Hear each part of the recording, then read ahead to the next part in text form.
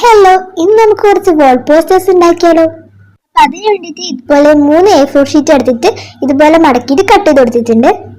ഒരു A4 sheet ഇതുപോലെ 2 തവണ മടക്കി കട്ട് ചെയ്യുമ്പോൾ നമുക്ക് റിയൽ ആയിട്ടുള്ള ഒരു വാൾ പോസ്റ്റേഴ്സിന്റെ മെഷർമെന്റ് ഒക്കെ തന്നെയാണ് കിട്ടുക. നമ്മൾ 3 A4 ഷീറ്റ് 2 തവണ മടക്കി കട്ട് ചെയ്തേ ഉള്ളൂ.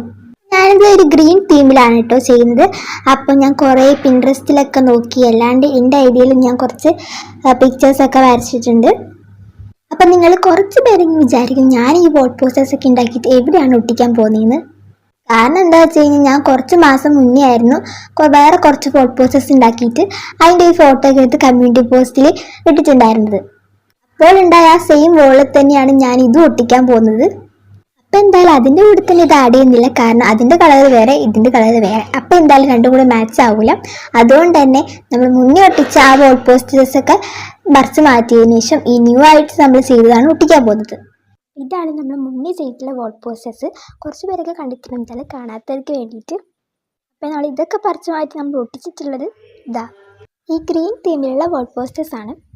ഞാൻ ആദ്യം ഒട്ടിച്ചപ്പോൾ കുറച്ചുണ്ടായിരുന്നത്. അപ്പോൾ ഞാൻ A4 ഷീറ്റ് എടുത്തിട്ട് നേരത്തെ ആദ്യം പറഞ്ഞ പോലെ തന്നെ ഒരു A4 ഷീറ്റ് 2ആയിട്ട് മടക്കിയിട്ട് ഞാൻ കട്ട് ചെയ്തിട്ട് 4 തീമിൽ ചെയ്യിച്ചിട്ട് ഒട്ടിച്ചിട്ടുണ്ട്.